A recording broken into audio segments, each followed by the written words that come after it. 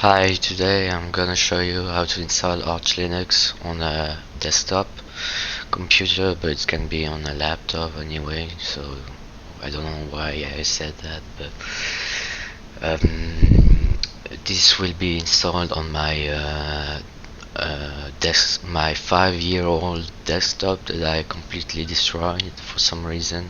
The boot partition was completely annihilated, and I have to start up from scratch. I was dual booting with Windows for gaming because I have gamer juice in my veins still, but it might fade away, so I might completely delete Windows one day, someday, when I feel gaming useless. So let me first connect to my machine through SSH. I already booted to my desktop and enabled SSH on my enable SSH and root password, which is 123. There's no reason to have a secure password because I'm the only one on the network. So yeah. No, Control R.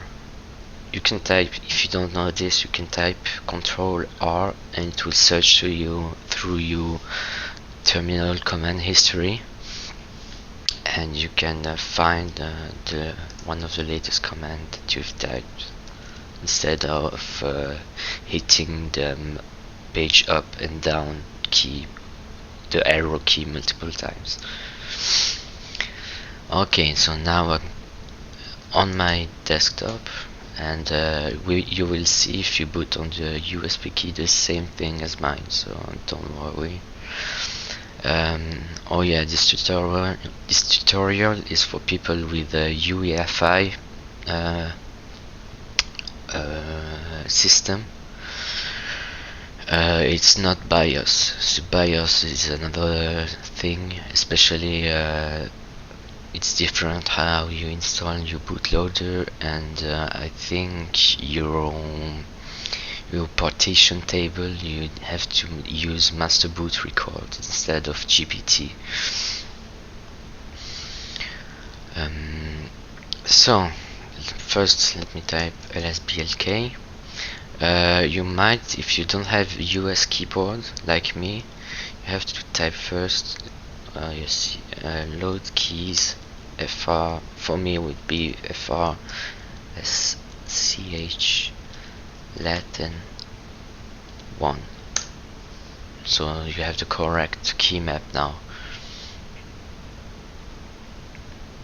Okay, so if you don't know how your key map is called, well, there's one way to find it, is to type it ls-usr share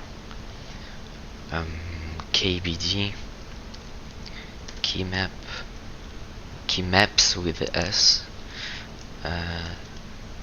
double multiplier, I don't know how it's called, star again, map dot gun z. Enter. Oh, I forgot, you have to pipe it into less so you can see all the lists, and with G and K you can scroll up and down. So here you can find your key map corresponding to your language. If you Russian, German, here you have everything you need for having the correct key map. Anyway, let's type it lsblk again, and let's see all how my drives are connected. As you can see, you have LVM partition already set up for me, but I will undo it, especially on the SDA where the root is, and because I just want to show you how to do it yourself. It's the part of the tutorial, but I won't touch the HDD crew volume group, because those are all my important files, and I won't touch it because yeah. So let me just pause for a second. You don't need to see what I'm gonna do for deleting all the LVM partition because it's a long process. Not so long, about 5 minutes, but yeah, it's too long for me. So now that I want to show you how my hard drive looks like. It's an SSD, by the way. So now I have only 2 partitions, and that's what your drive maybe have more than 2 partitions, but it's okay. We all gonna wipe it, so make sure to back up your files if you have on some important shit on it, and if not, then you can proceed to wipe it from everything. So to wipe it, we're gonna use fdisk dev sda. It's for you it's not gonna be SDA, it might be another letter, so make sure to select the right disk, please. Type G. It's the easiest way to delete all partition, I think. Yes, instead yeah, so all the partition are deleted. Now we're gonna create a new. First, the boot partition need to be always on the first place. So new default number 1, first sector, you press enter, and last sector you're gonna type plus 300 megabyte, but you have the freedom of choosing less or more, but make sure to not choose less than 250 megabyte and no more than 500 megabyte, because to be honest, I never used more than 200 megabytes, so that's why. And yes, remove signature. I'm gonna change the type of the partition to 1 for EFI system, and the second I'm gonna type N, new partition number, sector. Okay, I'm really slow because I don't want to do something. You have to do everything slowly. It's because it's a very important step to install Arch Linux from scratch. If you do a mistake, you have to repeat it everything from the start. So usually I do faster, but since I'm doing a tutorial, I'm a bit slower for you and for me also a bit.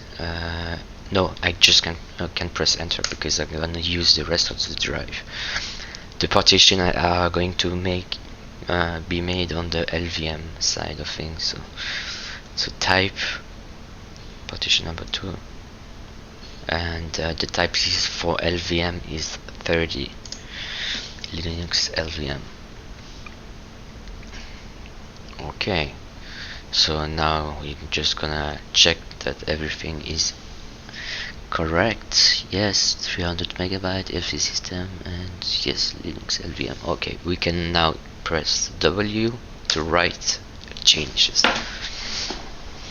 Alright, LSBLK again, just to be sure. I always type LSBLK without thinking because I like to see how my drive looks like after each step I do on the drive. And now we're gonna format the drive. So mkfs.fat f32 we're gonna format in f32 for boot because that's what it's required. If you format in another format like ext4 or btrfs, it's not gonna work. and dev, and select the first partition you've just made, the one with 300 megabyte.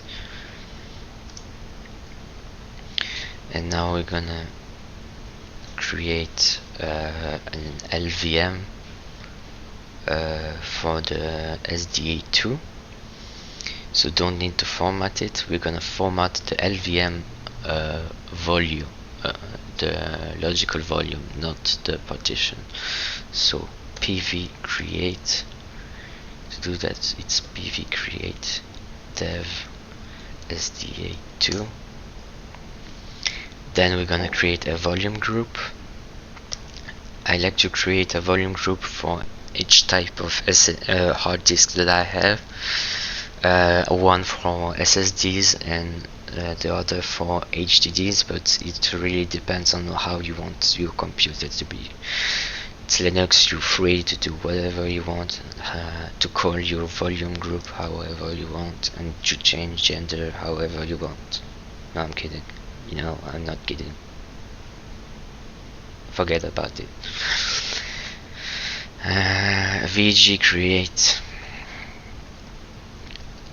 SSD gang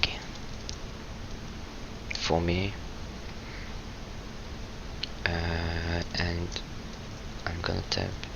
I don't know if I can just add dev SDA2 to SSD gang. Yes, I can do it.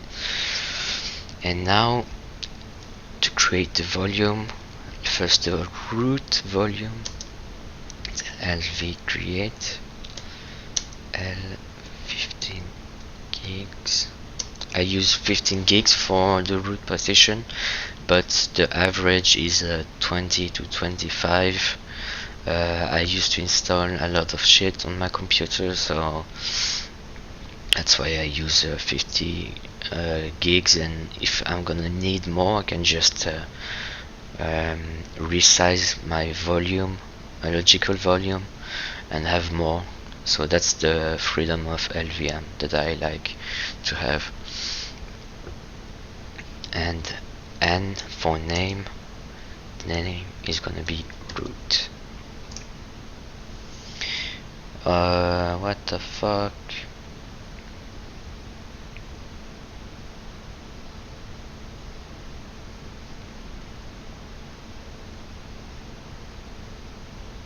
I forgot the volume group. Yes, wipe it. Okay. Now I'm gonna create a swap.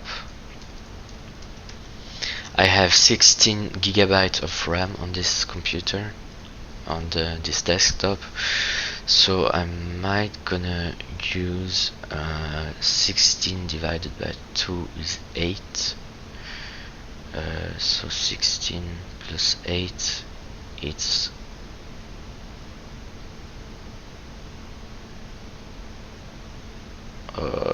24. Right, 24. Oh, I'm so bad at math.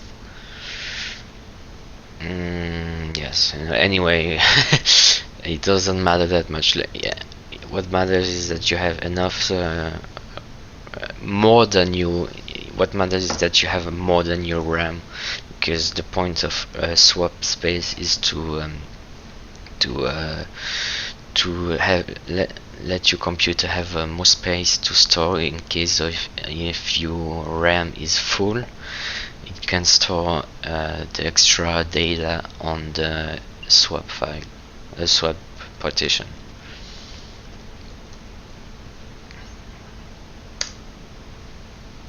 Yes, wipe it.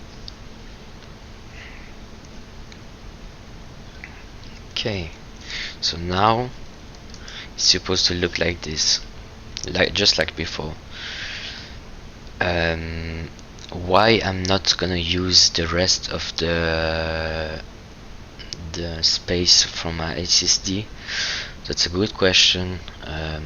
That's because I'm gonna install other distribution for my channel, so I'm gonna use extra space. I don't like virtual machine, but I might use it someday, who cares? I'm gonna use it. Don't trust me. Trust me. Now we're gonna format the LVM partition mkfs dot. We're gonna use ext4 because it's a reliable file system, and next time I'm gonna use btrfs, but it's a lot of thing to learn and I don't have the time nor the patience to do that.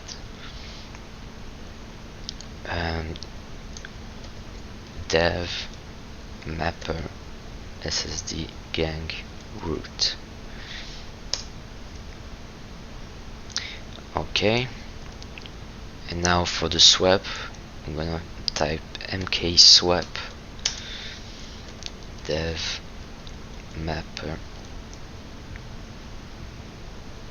ssd gang swap.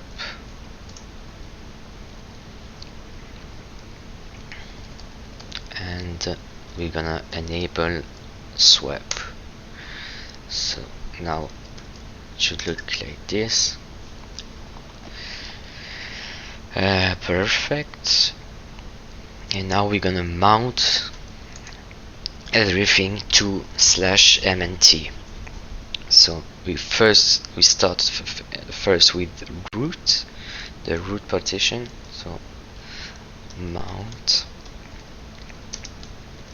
mnt,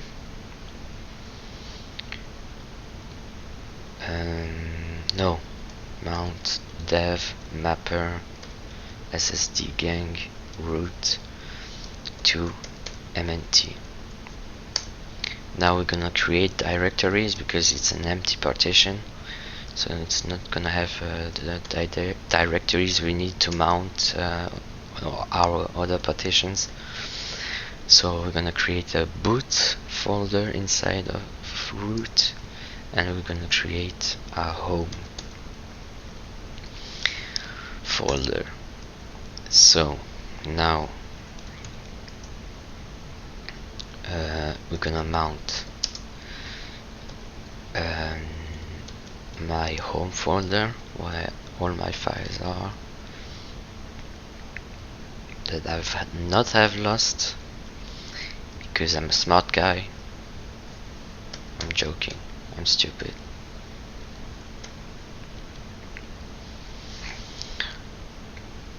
To mnt home, and we're gonna mount also dev sda1 from your first partition to the mnt boot folder. And I have an extra thing to do. You don't have to, because I have another LVM logical volume, which is a database. That's the place where I store all the big files that I've downloaded, and it's basically an archive that I have on the Mount Home ADRI and big data. Okay, so now I'll run lsblk again just to check that everything is mounted at the right place. sda1 empty boot empty. Okay, so everything is in its place. Now we're gonna backstrap everything. It's basically installing Arch. So that's a very symbolic an important step to me, because you have to install everything that you need to get a running computer when you restart. So base, I need base devel. You might need base devel, it's not sure, you can omit this one, but yeah, I recommend to use basic default too. Type LVM as your system won't LVM2 as your system won't recognize your LVM system partition system. Oh, does it call like that? No, just your LVM.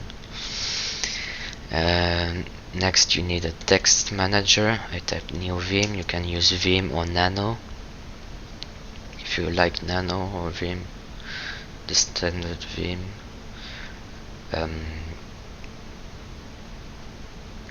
Next we're gonna type, just let me see what I have a list of everything that I need because I tend to forget. Yes, a network manager is very important as you won't be able to connect to the internet when you restart.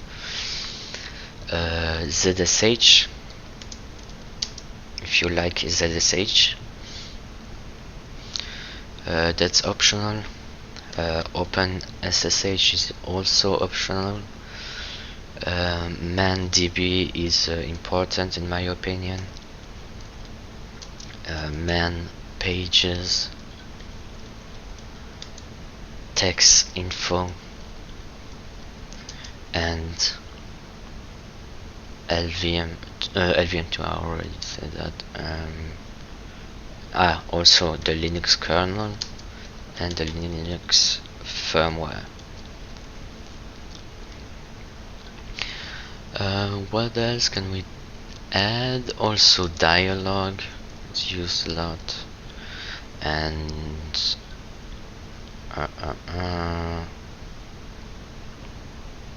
I think that's it for the moment. We're gonna install other stuff later for another video. Now type, and now we have an error. Nice. What is that? Oh, I forgot an S. I think a dialog. No.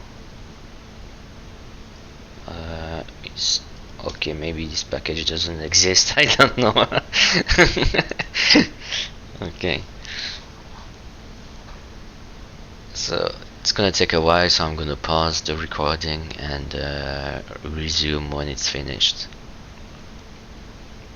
I'm gonna take a coffee. Alright, so now that everything is installed, we have other steps to do before entering our system in, because actually now we are on the USB key, and after that we're gonna enter inside our computer and do all the other stuff necessary to get a working system. Our coffee is still hot.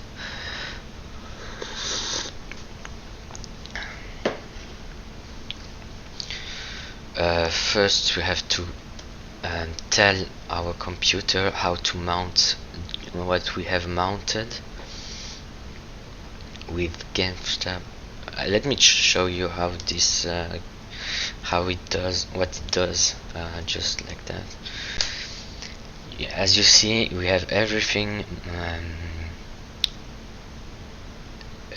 everything except the MNT shows up. It's actually a script, I think, that will tell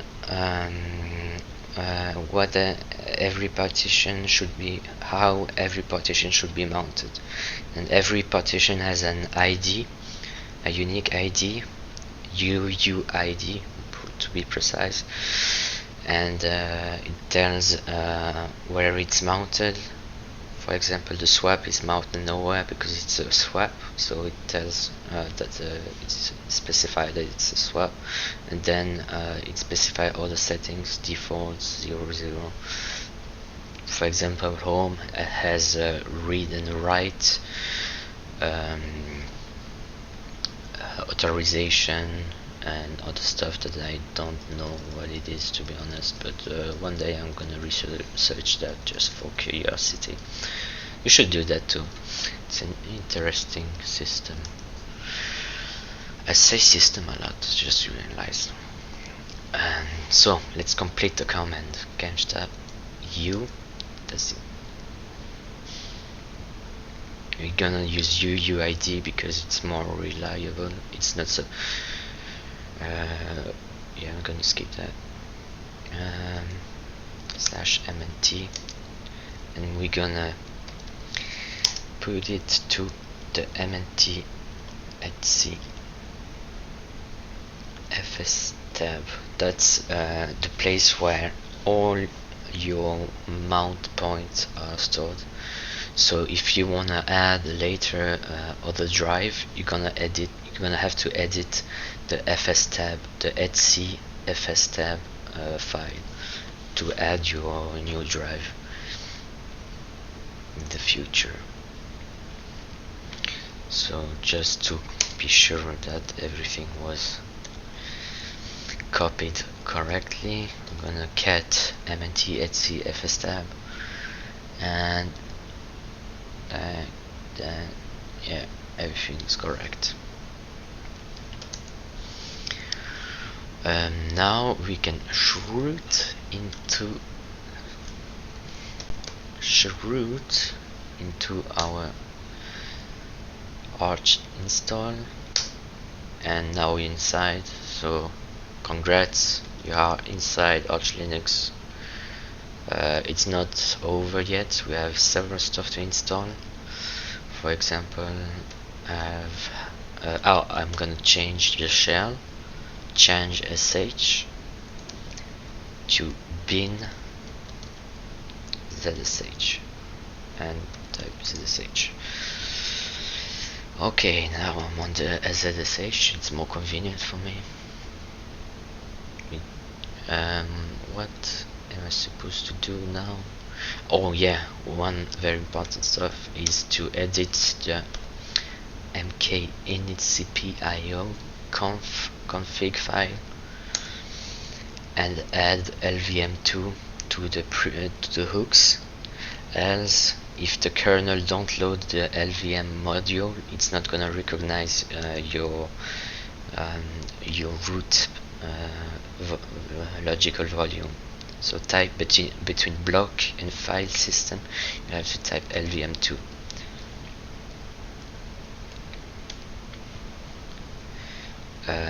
If you use Vim like me, and it's the first time you use it, by the way, I'm a bit late, but it's W and Q,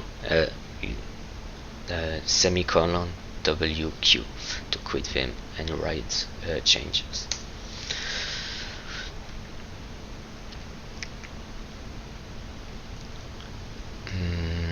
Now you have to edit.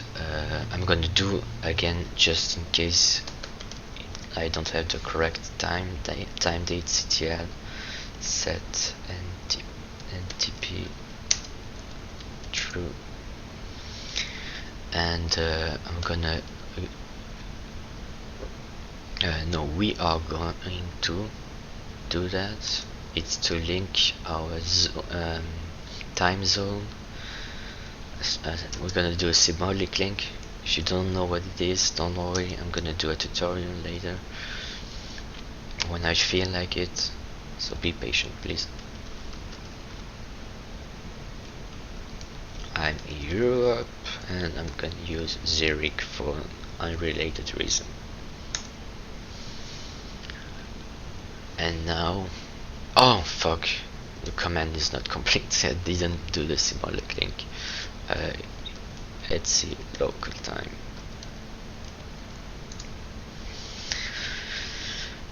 Alright, now we're gonna type HW clock to set the hardware clock to the correct time. This is the OHC.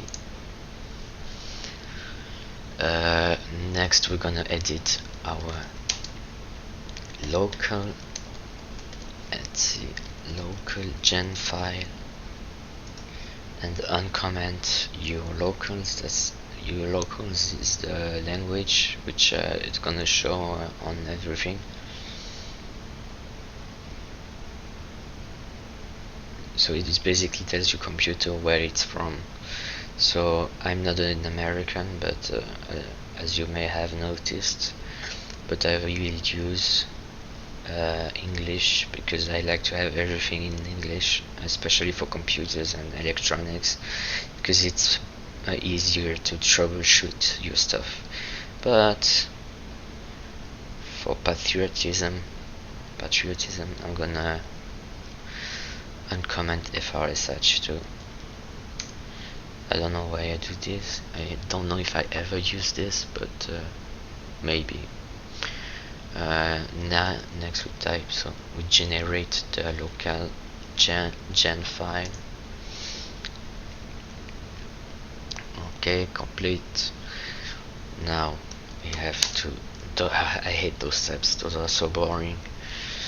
Local.conf. It's gonna tell your system which language to display, especially the TTY, but not your user interface. Language English US.UTF-8. I recommend to use English too, and learn English if you don't know English. If you don't know English, I don't know how you got this far into the tutorial, but yeah, whatever. Next, add CV console. That is the key map for the console, the T2I console. Key map equals FRSH Latin 1. If you're American, it's another thing. I don't remember the key map for American, but yeah. Just do like I showed you before, when you loaded the keys, the key map at the beginning, and you will find your key map. Next, host name.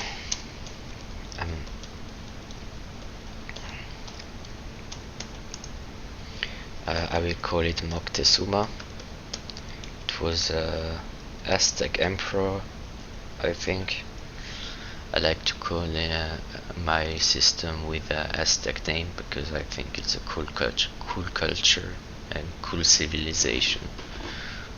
That's really the reason why. And next we're gonna edit. The most annoying part is the host file. So 127.0.0.1 tab localhost semicolon 1 localhost 127.0.1.1. You type your host name that you've typed it before, Moctezuma.local domain tab, your host name again.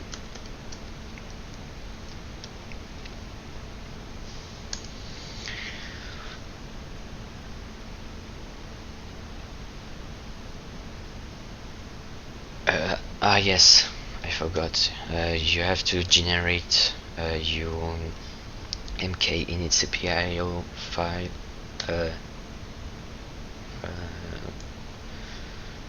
config with mkinit cpio -p /p. Oh, it's a dash, it's a slash, no, it's a dash.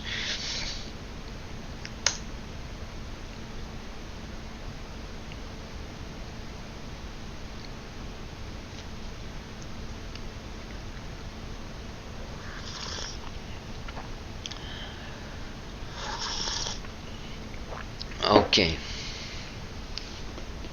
now let's set up our root password. I'm gonna choose a very secure one, this time.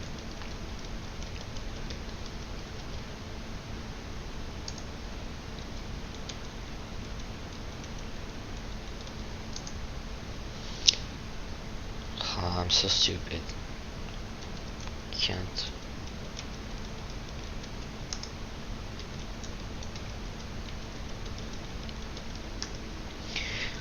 Alright, now we have to install, you can type user add to add your own username. It's better than login with root. Add it to the wheel and type in your username that you want. Also, you have to use M, but it won't be necessary for me because it already exists.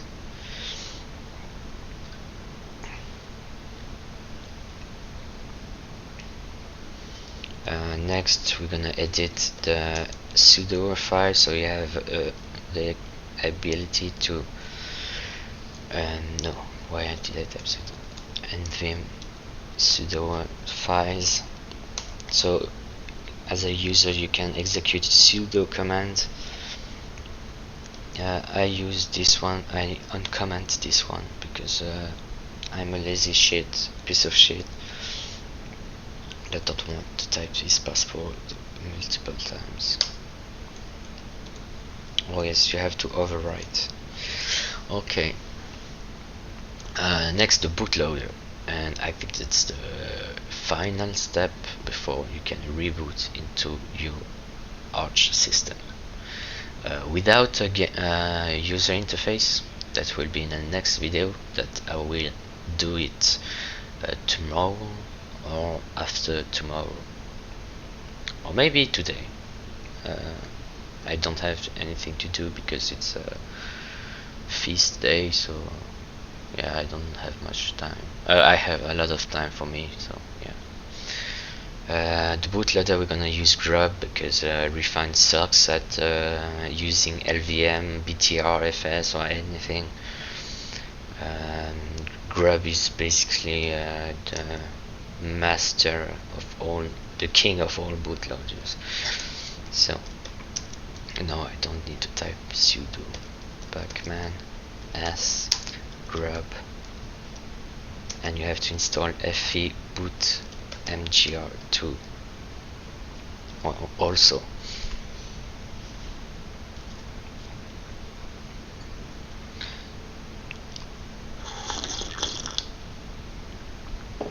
Sorry.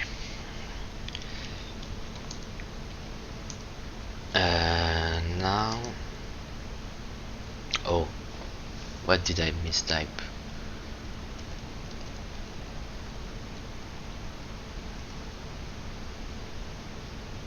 No, I think it's fine. Okay, no, never mind.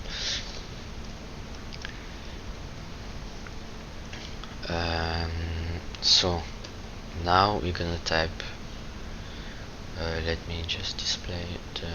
I'm not sure of the command, but it's something with grub install. So grub install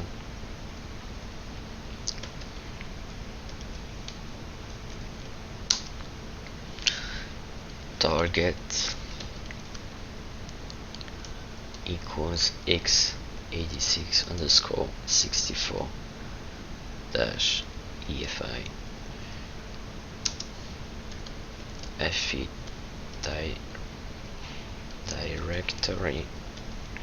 It's gonna be our boot partition hashtag folder.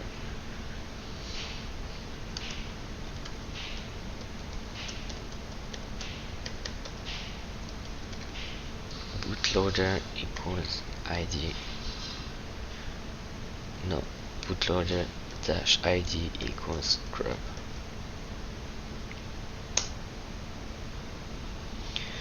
And next we're gonna edit the config file of grub under etc default grub, and we're gonna add the LVM hook, so grub knows how to use LVM. You just type LVM at the end, and now we're gonna generate the grub config file, grub grub mk config, I think it's that, yeah, grub dash mk config o slash boot grub dot cfg. Enter. Done. Now I think we finished. Oh, I'm gonna enable systemctl, enable sshd, and you have also to enable you, the one who's watching, network manager before screaming why you don't have internet. And remember, it's with the uppercase letter for some reason. So now you will have internet the first time you reboot. And SSHD, it's unnecessary, but I just wanted to show you that my system is working. So and password also for your user that you created.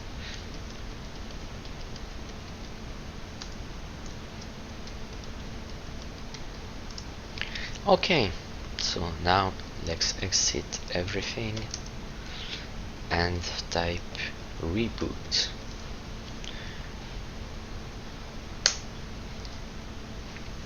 Let's see if my computer is booting. It's supposed to. Gonna switch screen.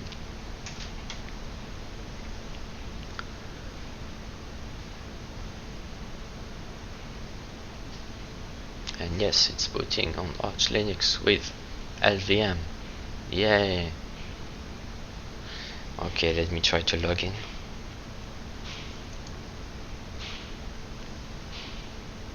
Maybe I can't for some reason, because it's not. I'm only on the T2i, or maybe because it didn't load the SSH. But I swear you, it's. I promise you.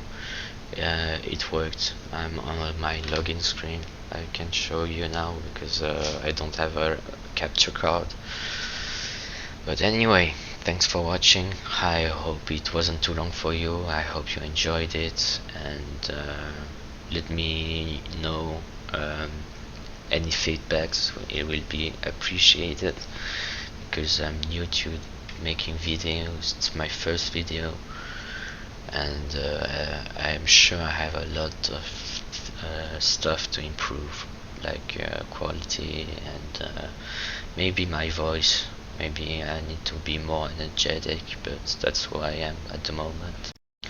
Also, I forget to say, my next video is gonna be about installing a user interface and everything important to have something decent and something acceptable for a human being to use.